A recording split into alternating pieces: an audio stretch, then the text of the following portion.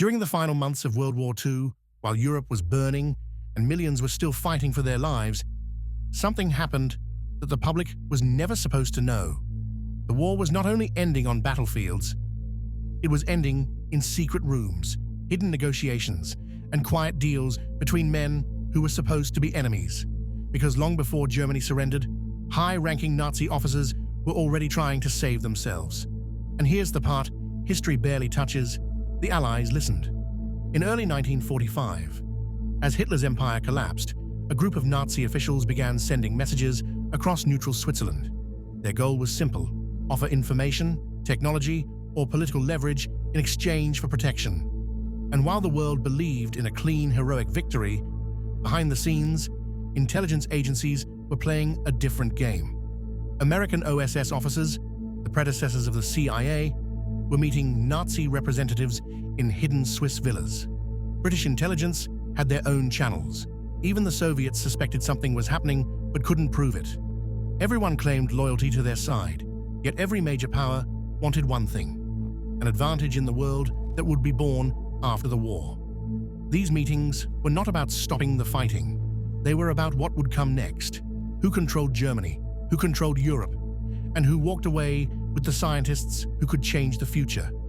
While soldiers froze in trenches, while civilians starved, while cities were being erased from the map, secret offers were exchanged.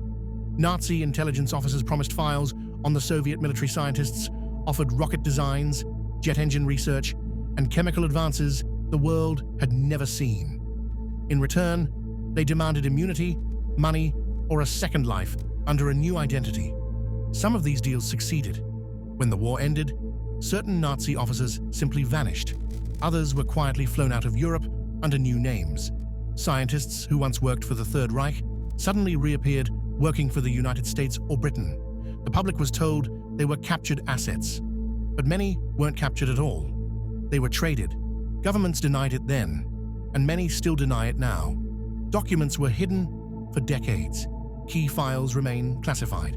And every time historians get close to the truth, the story gets buried again under the excuse of national security. But the signs are everywhere. Why were known war criminals never tried?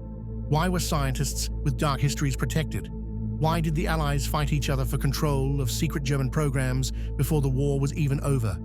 And why were so many archives sealed away, sometimes for over 100 years? Because admitting the truth changes the entire narrative of World War II. It shows that the moral lines weren't as clean as textbooks make them. The good side wasn't always good, and the enemy wasn't always the enemy, not when their knowledge became valuable. In the end, the war didn't end with justice.